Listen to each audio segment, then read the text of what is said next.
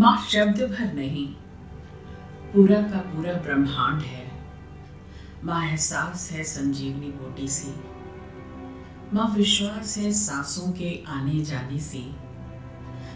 माँ ही वह मजबूत दिलासा है जो प्रलय का रुख मोड़ देती है। माँ एकमात्र वह संबोधन है जो देवताओं को ललचाती है, दानवों को मनुष्य बनाती है। माँ ही है जो पालक पोषक सृष्टि के रचयिता को बार बार अवतार लेने को बेबस कर देती है। माँ पर बहुत सारी रचनाएं हुई हैं, एक से एक बेहतरीन। माँ को पूरी तरह बखाना ही नहीं जा सका। न भूतो न भविष्यते, पर कोशिशें होती रही लगातार। माँ की माँ यानी नानी तो चौगुनी ममता दुलार और आंचल का विस्तार है।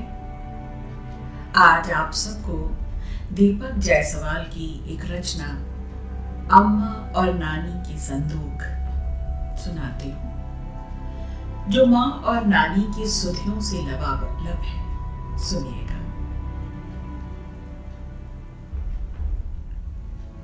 जब माँ अपने मायके से लौटती थी, नानी बहुत दूर तक उन्हें छोड़ने आया करती थी। गांव के छोर पर एक ऐसी जगह थी जहां से नानी को लौटना होता था और हमारी अम्मा को किसी दूर परदेश में जाना होता था जहां उनकी अम्मा नहीं होंगी। मेरी नानी बहुत मजबूत थी, पर मुझे याद है उस जगह जाकर वो रो पड़ती थी। अम्मा भी नानी के कंधे में सिमट कर खूब रोती थी। नानी जैसे जैसे बूढ़ी होती गई, वह देर तक गांव के उस छोर पर रुकने लगी थी और देर तक तकती रहती जब तक हमारी अम्मा ओझल नहीं हो जाती। क्या पता वो उसके बाद भी तकती हो। खैर नानी के पास एक जादुई संदूक हुआ करती थी, जैसे कि मेरी अम्मा के पास भी है। अम्मा जब भी नानी के घर जाती, नानी की संदूक जिंदा हो जाती थी। बहुत देर तक नानी उसमें कुछ खोजती रहती और जाने से पहले हमारी अम्मा को बड़े जतन से कुछ सौंप देती। मुझे लगता था इस संदूक को सिर्फ नानी ही खोल सकती थी। जब नानी को लगता कि उन्हें कोई नहीं देख रहा, तब नानी उस संदूक से बातें भी किया करती थी। कभी कभी उस संदूक पर सिर रखकर घंटों रोती थी। नानी यह संदूक अपने माँ के यहाँ से लाई होगी। नानी हमारी अम्मा को खूब मानती थी, जैसे कि उनकी अम्मा उन्हें मानती रही होगी। जब दोनों मिलती, पता नहीं किस जमाने की बात करके खूब हंसती। बिल्कुल छोटी सी छोटी बात और घंटों उनकी यादों में भी खोई रहती। नानी मेरी बहुत बढ़िया किस्सा गो भी थी। सुनाते सुनाते जब कोई महुआ घटवारिन का जिक्र आता, वो रोने लगती थी और मुझे सख्त हिदायत मिली थी कि जब नानी रोए तो उनकी आंखों की तरफ नहीं देखना है, नहीं तो वो कहानी नहीं सुनाएंगी।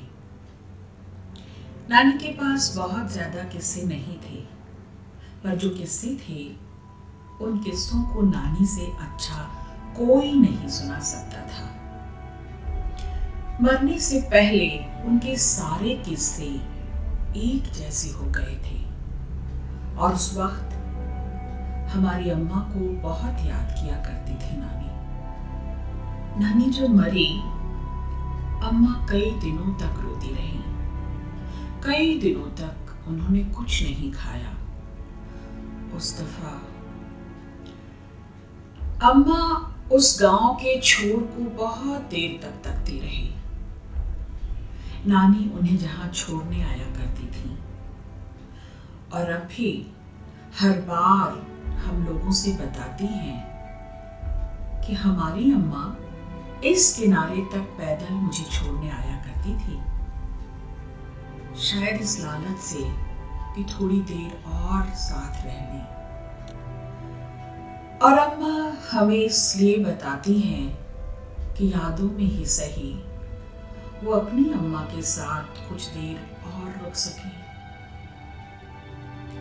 जब नानी मरी, उनकी जादुई संदूक से कुछ खास नहीं निकला। एक दो साड़ियां थीं जिन्हें पहनकर वह इस घर में अपने मायके से आई थी।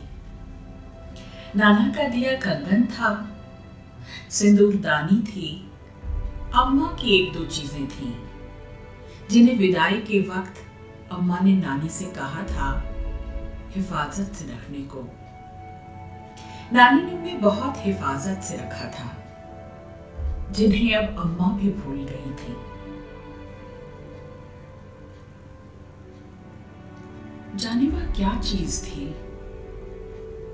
वह क्या चीज थी जो नानी को उनकी अम्मा ने अपने संदूक से निकाल कर दिया और फिर नानी ने अम्मा को दिया और अब मेरी अम्मा मेरी दोनों बहनों को देती है। जाने वह क्या चीज थी? जाने वह क्या चीज थी?